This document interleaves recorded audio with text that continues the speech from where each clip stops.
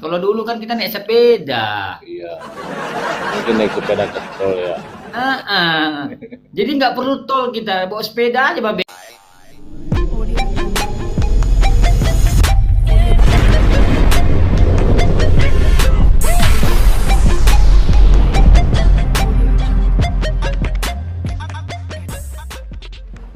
Kalau dulu kan kita naik sepeda. Iya, mungkin naik sepeda ke tol ya. Ah, ah. Jadi nggak perlu tol kita, bawa sepeda aja babe, becak kita kan, dayung kan. Lewat gunung bengek. Halo Sofia, welcome dek. Jadi intinya apapun yang dikerjakan pemerintah, dukunglah. Nah, ada kata guruku begini mas, guru berbicara ya, dibilang ini. Negara tidak pernah merugikan warga negaranya. Negara tidak pernah merugikan warga negaranya, tetapi yang merugikan adalah warga negaranya yang merugikan negaranya. Saya kasih contoh. Pemerintah memberikan gaji tepat waktu kepada PNS. Tepat waktu kan? Dan tunjangan-tunjangan lain-lain, subsidi. Tetapi warga negaranya yang korupsi, merusak negara. Sore adikku, Sofia, sekretarisku. Udah paham Pak. Alhamdulillah kalau udah paham. Hah? Ini tappingan di bawah. Udah paham Pak. Paham alhamdulillah. Ya paham, kita harus paham loh. Cuman, makanya suatu negara bisa hancur itu karena warga negaranya. Undang-undangnya kan sudah jelas. Pemerintah memikirkan warga negaranya, tetapi warga negaranya memanfaatkan kondisi dan keadaan untuk memperkaya diri sendiri.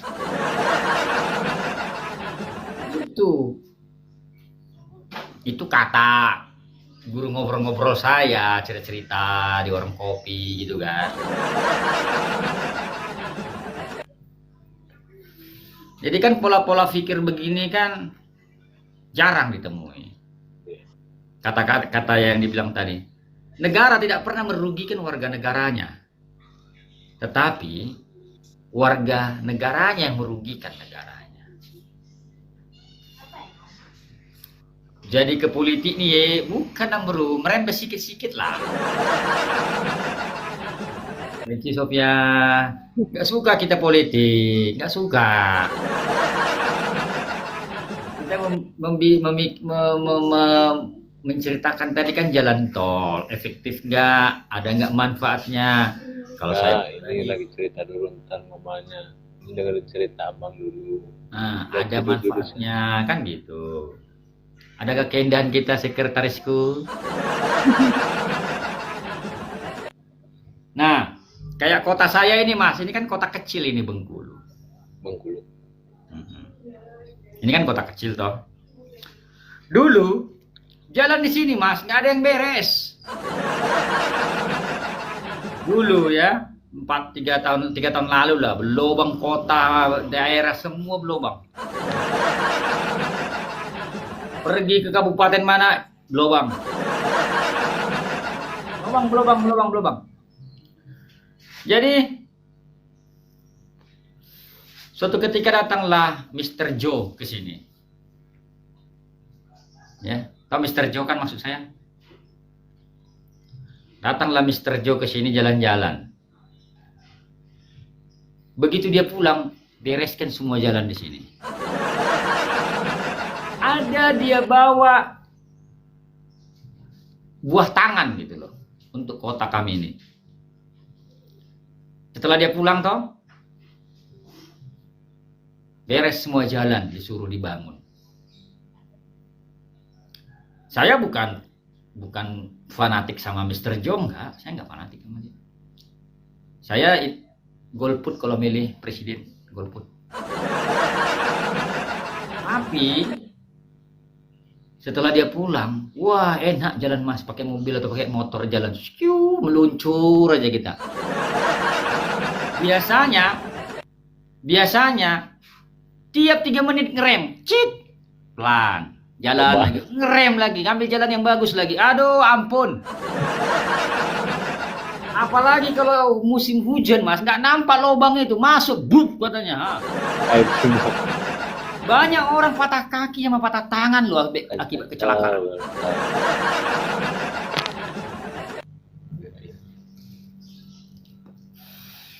Jadi jalan itu utama, karena kita tiap hari kan jalan-jalan kan.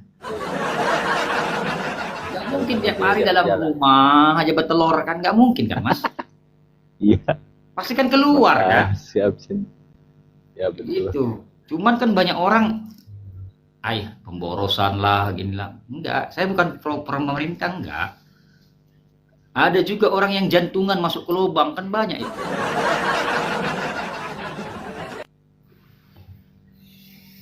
Tapi ya itulah manusia kan. Warga negaranya yang merusak pemerintahannya atau negaranya. Thank you, Sophia.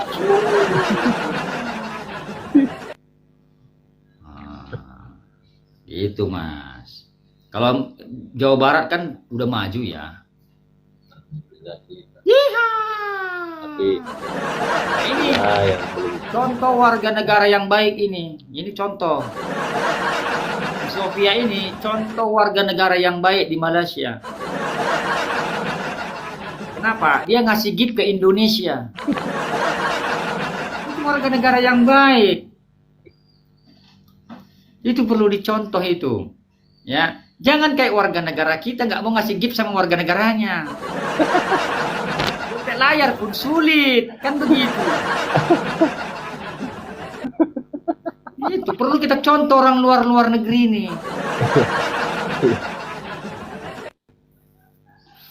Jadi ya begitulah, Mas, cerita-cerita rakyat kan gitu. Satu lagi, Mas, satu lagi ya, pengalaman saya. Kalau saya pulang kampung dulu, kampung saya di Baligi, saya dari Bengkulu ke Baligi nyetir 36 jam, gitu, nyetir. Aduh, Mas, lelah di jalan pinggang. Karena sibuk memerhatikan jalan karena berlubang.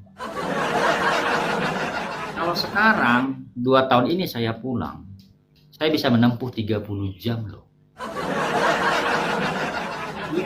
6 jam. Iya kan? Kalau biasanya kan jalan berlubang itu banyak pungli kan di pinggir jalan. Banyak baskom begini berdiri-diri, ditimbun lah pakai tanah, berdiri minta-minta gitu kan. Banyak kan? Bayangkan 1.200 km, Mas. 1.200 km, berapa lubang yang ada orang begini? Kali 1.000, udah berapa ribu itu? Nah, kalau sekarang kan nggak ada lagi yang kayak gitu.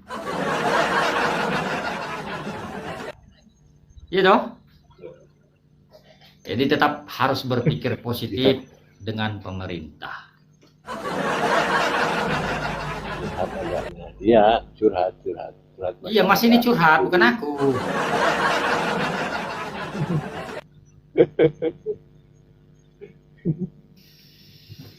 Yalah, Mas. Sampai ketemu lagi. Ya, siapa? Makasih ya. Saya selalu lancar kerjaan ya. Siapa? Amin. Oke, bye-bye.